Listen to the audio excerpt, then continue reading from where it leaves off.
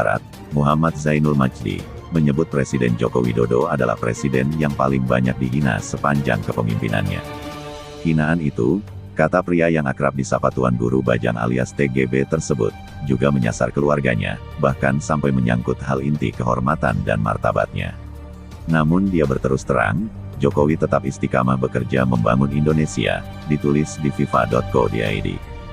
Jadi hobi, hinaan, bagi sebagian orang. Tapi, alhamdulillah yang kita saksikan bersama, walaupun fitnah tidak pernah putus, beliau tetap bekerja.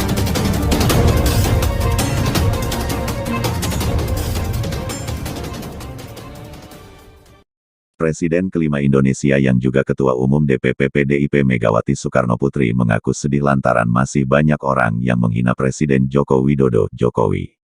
Pengakuan itu disampaikan Megawati saat memberikan sambutan dalam peletakan batu pertama pembangunan pelindungan kawasan Suci Pura Besakih, yang disiarkan melalui kanal YouTube Pemprov Bali, Rabu, tanggal 18 Agustus tahun 2021, menurut admin banyaknya penghinaan pada Jokowi akibat Pilpres 2019 yang tidak sehat. Yang kalah banyak yang tidak mau mengakui kemenangan lawan, memang berat mengakui lawan menang.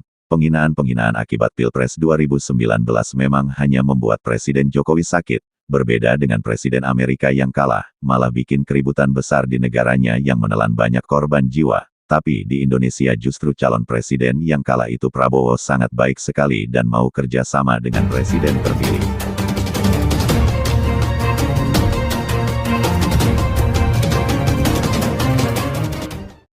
Kasus penghinaan terhadap presiden seperti yang terhadap Presiden Joko Widodo bukan pertama kali terjadi, ditulis Tempo.com. Presiden sebelum Jokowi pernah mengalami hal serupa.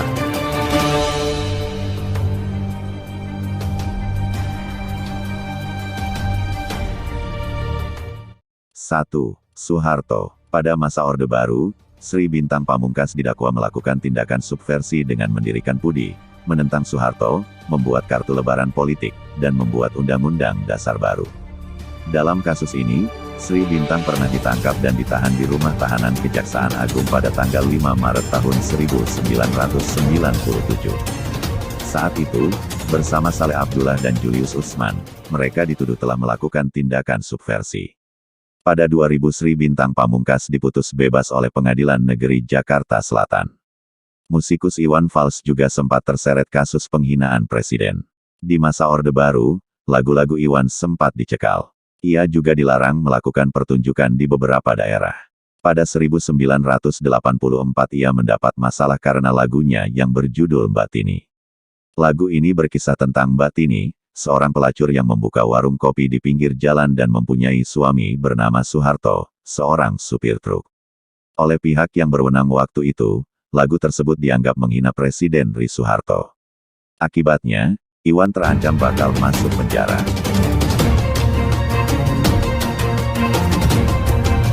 2.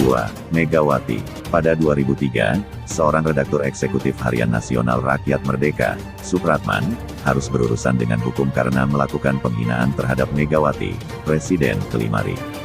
Harian ini memuat berita yang dianggap menghina Presiden Megawati, edisi 6,8, dan tanggal 31 Januari tahun 2013, dengan judul yakni, Mulut Mega Bau Solar, Mega Lintah Darat, dan Mega Lebih Ganas dari Sumanto. Kemudian pada edisi tanggal 4 Februari muncul juga tulisan, Mega Cuma Sekelas Bupati.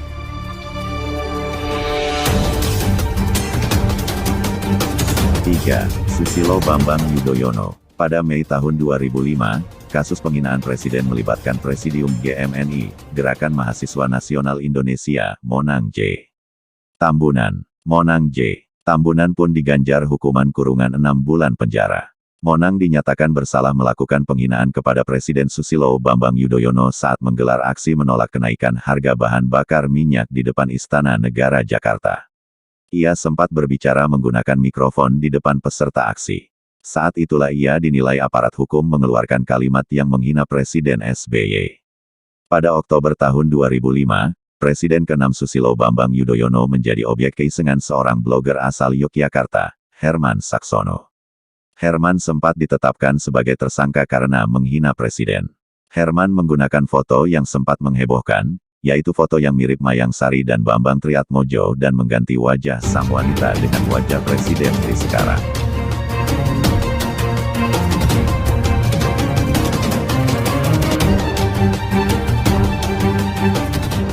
Hasil editan itu kemudian ditampilkan di blog yang dikelolanya. Namun, SBY tidak memperpanjang masalah tersebut. Kasus ini pun dihentikan setelah Herman menghapus foto rekayasa itu di blognya.